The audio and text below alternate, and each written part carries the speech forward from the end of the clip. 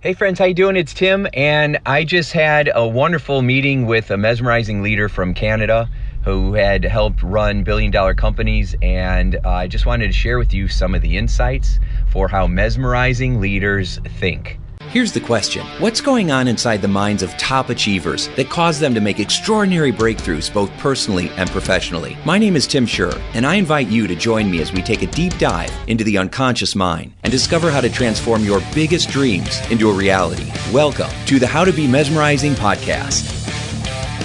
Hey friends, how you doing? Welcome to How to Be Mesmerizing with Tim Schur. And today I want to share some insights because they're fresh in my mind about how mesmerizing leaders think compared to everybody else.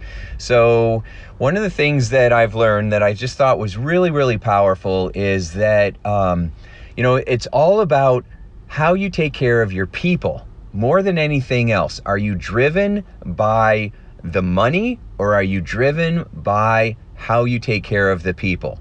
Are you driven by just your profit margin, or are you driven by how happy and successful your people are? Are you driven by how much extra money you can get out of your customers, or are you driven by the added value that you can give to them? If you are a transactional leader, then it really is about the bottom line. It's about the to-do list. It's about the graphs and the charts. It's about the numbers, the metrics, the KPIs. It's about really it's about the numbers and the money. If you are a transformational leader, it's about the people. And in old school leadership programs, it was all about how to use fear and how to keep people at a distance, and how to try to get as much out of the people that you can for least amount of pay, because that's how you're going to drive up your numbers, and then look how successful you are as a company leader because you've made all this money. Of course, they don't talk about how they then ran the company into the ground, or they inflated the numbers and then a whole bunch of people got in trouble, right? Or how they would just lay off thousands of people so that they could save an extra couple $1,000s on their bottom line, right? They never share that side of it because they're tooting their own horn. And that style of leadership it's outdated, even though there's so many people that are still leading that way. I would really dare to say that only about 10% of the companies in America are really transformational. Most of them are transactional when you really get down to it. And I've looked at, I've gone into companies that have had, awards for their culture and awards for outstanding, employees and stuff like that, right? Where it's looked like, wow, this company really cares about their people. And then you go talk to the people, and it's an entirely different story. They're all stressed out. There's silos. People are hoarding information. There's high turnover. There's so much churn, right? People don't trust their leadership. They don't feel like people care. They're not kept in the loop. There's no transparency. And that's where you see all the problems that companies want to hide, right? They want to sweep it under the rug. And you know what happens when people sweep things under the rug? It just creates bigger and bigger problems down the road. And so as I'm talking to this president who has many years of experience working with large companies, she said the company that had the most employees at one time was 70,000 employees. 70,000 employees. That's a lot, right? And so, that's just amazing how you keep up with that. And she said that that's not surprising that, you would have some silos and some mini kingdoms, with your people, because there's just so many people, right? She says what was surprising to her is when she would work with a company of like 150 or 200 people, and the same problems were there. And that didn't surprise me at all, because I find that everywhere I go. I find that you have the silos, you have all these departments blaming everybody else for things going wrong. Nobody's standing up for each other. Nobody's really making sure that the way that I win is to make sure that all the other departments win. That's not what's happening. Usually they're like, if I'm in service, it's the parts department. Those guys are always messing things up. Or if I'm in sales, I don't want to do customer service. That's not my job. My job's to close, right? And so people will have all these limited beliefs, and the idea is that's not my problem. right? So in other words, what they're saying is, I'm just going to do this piece of it and ignore the rest. And if everybody else fails, it's not my problem as long as I'm getting my job done, or I'm making money, or I'm winning. And that attitude is what hurts performance. Even people that are making a lot of money, even companies that are making a lot of money, they still aren't making near the money that they could if they were working together as a team, if they had more support. Remember that I've worked with companies where they ended up letting go of some of their top salespeople, which can be a very scary feeling. But they realized that those top salespeople were so transactional, they were making everybody else so stressed and feel so bad, and it was bringing everyone else down, those couple bad apples that spoiled the bunch. And I kept telling them that when you build a culture and you get everybody performing more, if you have a sales team of like 60 people and everybody on that sales team improves by 10%, you're gonna make so much more money. You're gonna be so much more profitable than if you just focus on 2 or 3 people who are making a lot of money, but they're ruining everybody else's performance because of their negative energy or attitude, or they're not being a team player, or they're not living the core values. And then I've had company presidents call me up and they're like, we're doing this, you better be sure. And I'm like, I'm sure, I'm Tim Sure, right? Do it. And then they do it. And then I told them, you're gonna end up making more money. And that's exactly what happened. The same thing I have found when it came to getting the right leadership team in place, or getting the right people in the right positions. A lot of times people will say, well, we've got our leaders and there's just a couple of them that have been here a long time. They don't want to grow. I've had people I had this one guy, I showed up for a training. All the managers were in the room. And this guy, I walked up to him and I said, how are you today? And he said, well, I was good till about 5 minutes from now, till about 5 minutes ago when you walked in the room. He said, everybody was in a good mood until we realized we were meeting with you today. And I was like, really? That's really great feedback. I appreciate you sharing that with me, right? And then I was like taken aback, right? Now, I would probably handle that in a lot of different ways, but at the time I was like shocked, because I was having lots and lots of side conversations with other leaders, and they were saying so many good things, and they were loving the training, and they were getting so much value out of it, and people were working together, and people were getting along better, and all of a sudden this guy, he had me, maybe doubting that I was helping at all. And I sat down with the company president afterwards and let him know that conversation that I had, and he was furious. And then he proceeded to let me know that guy does that all the time with lots of other people. And he didn't want anybody coming in doing training because he felt threatened, because he was all talk and no walk, and he wasn't doing anything for a long time, and he thought someone was going to come in and get him fired. And so I've had that happen with HR directors.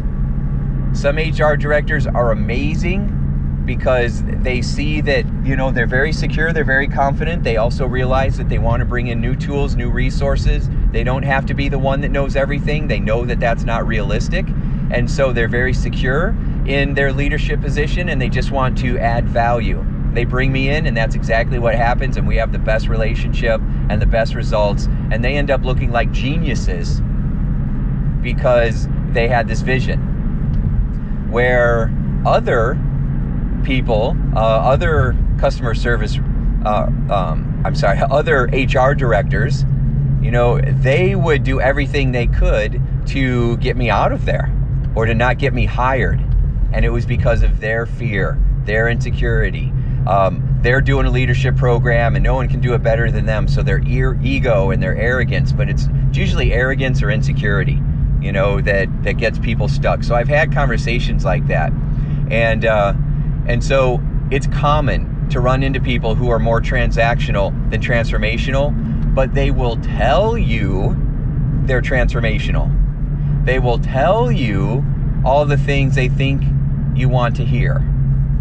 And that is why it's so deceptive. That's why it's so deceiving. You'll hear people like, I know this is a crazy example, but people used to say that Ted Bundy, the serial killer, was the nicest guy you could ever meet. right? A lot of horrible people show up as the nicest person you could ever meet, and then they go and just do really destructive things. And so, you've got to kind of watch what people are doing and not just listening to what people are saying. So I'm having a conversation with this person, and I'm enjoying because she's asking me all kinds of questions about what my process is and what they're going to get out of this training together, and what I'm going to do step by step. And I was answering every question that she had, and very well. I had done my homework. I was very prepared. I mean, if I'm going to teach a whole sales company how to make millions of dollars, I need to walk the talk. So of course I did. And I could tell that she really enjoyed my answers. And then of course I got her talking, because the best salespeople are the best listeners, and they ask the best questions. And so I got her talking to, one, understand if that's a leader that I want to work for, right? Because I've learned from being in this game, about 8 years now, that I can't make a change if I'm not getting support from the top, from the very top. And so every time I've tried to do a program with middle management where the top leaders weren't involved, it didn't go anywhere, right? Because the top management would screw it up and not know it, or some of the middle management would sabotage me and do like what I call splitting staff, right? So they would go and tell on me like in mom makes you mad, or says something, so you go to dad, or dad says no, so you go to mom, right? Because you're trying to get what you want. And so they would go and have these conversations with upper management, and then upper management would just make a decision without getting feedback from me or my point of view, which was insane. And so I've had that fun experience too. And so I've learned from all these things that didn't go well. I mean, luckily 80% of my experiences have been pretty extraordinary, but there's always that 20% no matter what you do. And so I learned so much from that 20% that I want to share with you over time in this podcast. I'm switching gears a little bit. You're going to hear me talk a lot more about leadership, making money, becoming profitable, leading people. I've been talking a lot about personal development and influence and what's going on unconsciously and emotionally. And now I'm going to shift gears just a little bit and focus a lot more on what I'm doing in corporate America, because it applies and there's so much value. There's so much to be learned. So we were talking about some differences, and one of the questions I asked her was, what's it like in Canada versus the States? What have you experienced? And she said, well, when it comes to selling and business, it's mostly the same. But what I was surprised about is the attitude that company leaders have, and people, especially the people that control the purse strings, the attitude they have about their people. Like, if we're letting somebody go and they've been with us for a number of years and they haven't found another job, and for whatever reason we're letting them go, we should give them a severance pay. We wouldn't even think about it, right? But in companies in America, it's like, well, we don't have to do that. We're not legally obligated to do that. So, I'm just checking to see if you want to or not. And she's like, what? Why in the world would that even be a question? Of course, someone's been with us for years. Why wouldn't you take care of them? So, and in Canada, remember, they've got a different philosophy too. They've got socialized medicine, right? So you don't, through your taxes, you pay for health care. If you don't have insurance in a lot of hospitals, you get kicked to the curb, right? You can't pay, you don't play. And so it's a different mindset here. So in Canada, it really is based on her feedback. People take care of others a lot more. There's a lot more transparency, and there's a lot more of watch out for each other, and employees expect more from their employers. But that's not what I've seen in the States. In the States, what I've seen working with a lot of companies or doing keynotes for companies and just paying attention to how people talk off the cuff, because remember, I'm very good at getting people to open up and tell me their innermost thoughts, their deeper secrets, right? And so people will often have very open, honest, candid conversations that they would not have with anybody else. And they just tell me their stuff. And a lot of times what they will say is that, a lot of times companies would rather lay people off, cheat them out of their benefits, do cutbacks, right? They're not really interested in what's best in the welfare of their people. And so, of course, then the people don't want to work hard, and they don't want to be engaged, and they quit. right? People don't leave their jobs, they leave their managers. And if they don't feel like they're valued or taken care of, or that they're doing meaningful work, or that people recognize what they're doing or even give a darn, if they don't feel that way, then usually they don't stay, or they're always have an exit strategy.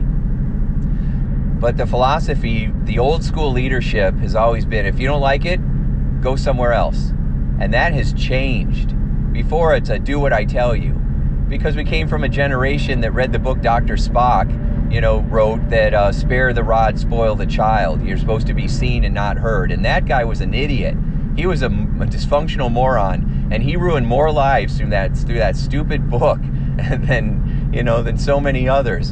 And so there's a lot of people who feel like you can't be close, you can't be friends, you have to always have a distance between the people you lead, you can't be transparent, you have to keep them in the dark.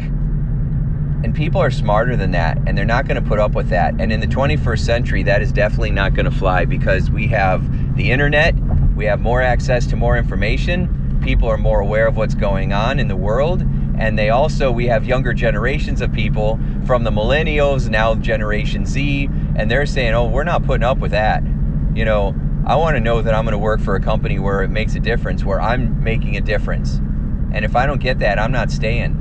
Because we don't stay in a company for 30 years where you feel like you're a prisoner to the company, and at the end of 30 years you get a watch, right? Or a plaque. So, those times have changed. Now people might have 10 different jobs, in a 10-year span. So the environment has changed, and that means that our attitudes have to change as well. And if you're in a leadership position, that means that you've got to keep looking at, how are you going to make a difference? How are you going to make people feel? Are you banding together with other people? If you're not in the top spot, how can you work with your other leaders to be able to go and talk with the people, that the CFO, the COO, the CEO, the president, and have conversations with them? I know it's easier in smaller companies. I like working with companies that are around $100 million, because we can get so much accomplished. We can transform the whole culture. If I'm working with a company that is just huge, and there's so many people that I can't even get to the top, right? Or there's so much red tape, and so many people have to make the decision that nothing ever gets done, then that's much harder. And I don't like to do that as much, because it's just harder, unless you have somebody who has vision, who's at the top. And so out of all the companies out there, I'm looking for only 10 to 20% of the companies that are out there. And out of those, if I got even 0.5%, that would be extraordinary, right? Because you can't work with everybody. All right, so I digress. All right, so anyway, so here's some more things that I learned, right? I learned that a lot of times people are pointing fingers. And even in a small company, people are pointing fingers because of miscommunications. Because people are assuming they're on the same page when they're not. People have these limiting beliefs that it's not their job to help everybody else win. It's their job to do their own stuff. And usually that's something that they are taught from their leadership. And then even when new leaders come in and try to change it, there's a lot of resistance, because it's like, well, we don't do it this way. Or I've tried to do it that way before and I got in trouble. And so I'm not trusting that now. Right? And so you're going to have pushback. There's always going to be resistance. Remember, when you're trying to influence people, you're always going to have 3 phases. You're going to have resistance, confusion, and then breakthrough every time. And so you got to expect that that's going to happen. But if you stay with them, then you're going to find things. You'll get through the resistance, you'll get through the confusion, and then you'll actually have some pretty exciting breakthroughs. And that's the big payoff for doing things like this. And so when I'm working with a new company, just getting them past that resistance and then confusion about, well, what am I really going to get for paying you this money? And then once they get it, and then they start having breakthroughs, then it makes so much sense. And then it's easier for them to say, well, let's keep doing it. So people are going to point fingers because they also, ultimately, they don't have the training. They don't have the, right coaching or feedback or paradigm shifts or tools to actually know what to do different. You know, so many times people think, oh, they just don't want to change, or they're lazy, or they don't care, and that's false. Usually people just don't know what to do. And you can't just tell them to do something. That, again, is the old school model. You know, if you're in sales, here's a phone book and a phone, go. And that's your training. And of course, so many people failed because they weren't coached to success at all. And now it's kind of funny because we have all this information, all these sales books, all these programs, all these trainers out there. But at the end of the day, the same thing's happening. There's a 2-week onboarding process, and then you get a phone and a list, and you go. Or you get a computer now and a list, and you go. Because the leadership teams feel like they don't have enough time to train their people because they're too busy putting out fires. And then they don't have enough time to get their own stuff done. And so it's kind of the same problems over and over all the time. And those are mindset.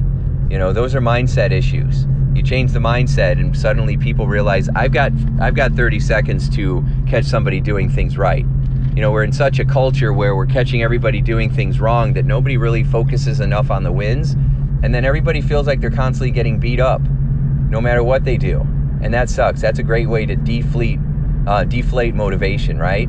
So, and when you give them tools and strategies and support and you coach them along the way, you don't have to motivate people because you're inspiring them. Motivating people is like trying to push a rope. Like, you got this, you can do this, right? Inspiring people is when you're coaching them to success, celebrating their wins, showing them how that they matter and they have value, showing them how to overcome objections, and then, you know, not just grow their business or their sales, but also grow their life. Those are the people that are so inspired. You don't have to put out their fires. They'll put out the fires themselves. They won't be coming to you every 5 seconds because they'll be more self-sufficient. They'll feel more empowered. And that is something that is very exciting. That's how you transform cultures. That's how you transform sales. That's how you get rid of many kingdoms and blaming and finger pointing, and how you get people working together instead. So I was doing a program the other day called Listening for Success, a seminar. And one of the people in that was participating, she said, it was a great question. She says, what if we're in a meeting and I see my manager and he's on his phone a lot and it feels like he's not paying attention? I'm like, after the meeting, go give him feedback. And she's like, we can do that? I'm like, if you are in a culture that supports transparency, you certainly can. And with that company, I'd been working with them for a long time. I'm like, with this leadership team, yes, you can give them feedback. And then they'll be like, oh, I'm really sorry, or they'll explain the circumstances. But remember, we often have these circumstances where we understand what's going on, but it doesn't mean that everybody else does. They just see your behavior. They might not know why you're on the phone because somebody's going through these situations, right? So they might know that an employee is, you know, they have a sick child, and so they keep texting back and forth from the hospital, making sure everything's okay. That's why they're on their phone. It's not that they're trying to be rude. And sometimes maybe they don't want to say that. Sometimes maybe they need to say, hey, everybody, I'm going to be on the phone because, you know, this is what's going on. So if I'm on the phone, please understand I'm not trying to be disrespectful. And then you know, and then there's no assumptions being made. So there's so many different ways that we can put out fires before they even occur. So again, we want to make sure, if I were to do a short little review or a recap here, we want to make sure that no matter what country you're in, you're validating people. You're being more transformational than transactional. You're caring about how other people feel, and you're also taking care of yourself. You're having more conversations. Getting two people to sit down and have a conversation and talk things out is way better than having conversations through other people. I heard somebody say the other day, it was funny, they said, you know, if you have somebody in customer service and they have a problem with someone in the parts department, what they might do is they might walk right past the parts department to go talk to someone in the service, not customer service, but in the service department, so that they can have a conversation with the people in the parts department. So let me say that again. You're having an issue with someone in parts, so you're going to walk past the parts department and past that person to go have a conversation with somebody in a different department so that they could go back, have a conversation with that person in parts department, and then come back and tell you what the conversation was. Do you see how all that telephone kind of back and forth and all that, not being direct, what a mess that is, and how time wasting that is, and how ineffective that is? And people do that all the time. Why don't you just go right up to the person in parts and have a conversation? So a big part of this is just understanding the miscommunications and the fears that cause people to not be direct or not to have empathy and compassion while they're communicating with their fellow teammates. So much of this has to do with mindset and beliefs. And that's why a lot of companies will focus on, we got to improve our strategy, we got to improve our operational excellence, which is all great. However, better strategy and better, for marketing or sales, that's all great. But at the end of the day, it's still going to be about people.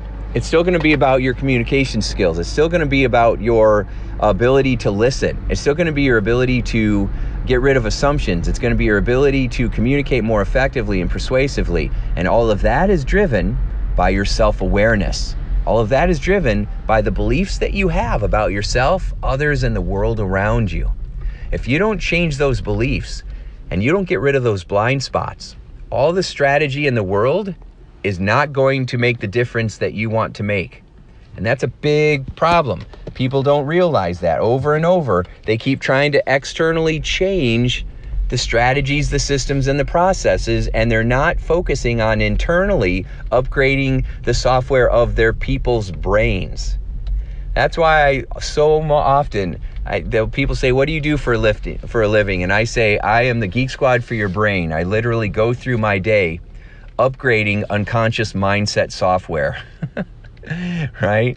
I just go through the day upgrading mental software because so many of us are running on our original MS-DOS program. Very few people have had any real emotional intelligence training. And so how can you possibly be expected to just know how to do all this stuff without any training in it whatsoever? It's just not fair. It's unrealistic expectations. So always focus on growing your self-awareness, improving your emotional intelligence, taking care of the person that to your left and right, figuring out how you can help other departments win while you're also winning. And, and just keep the conversations going at all times. And that really does bring about the biggest transformation and the biggest impact. So, all right, I hope this helps. I hope that you enjoyed this and you got a lot of good tips and ideas. If you are interested in upgrading your mindset, then go to timsher.com and grab a copy of my book, Get Out of Your Way, because it is how you retrain your mind. You will learn so many little mind hacks, secrets, and tricks for how to train your brain for success. It's extraordinary, and you should get a copy and get it today. It's like $15-20 with shipping. Buy that book, read it. It's like going through a live seminar, but it's in the book. You go through a couple pages each day, go through the activities, and it's extraordinary. You can even take that book and do some team building around the exercises that are in that book, and it's pretty extraordinary. And so go to timsher.com, pick up a copy of that book. Also, if you feel compelled and you want to do this, then please write a review, because those reviews, a positive glowing review, a 5-star review, allows this message to get out to more people. And as you know, as we build our Achiever tribe and our community, the more people that are part of that, the bigger impact and difference we will make. So thanks for doing both of those things, and make today a sure success, and I'll talk to you soon. Thanks, bye. Hey, would you like more free tips on how to be a mesmerizing leader? Then check out mesmerizingleadership.com, and also hang out with me on Facebook, facebook.com/Tim Scher. Thanks so much, and make your day a sure success.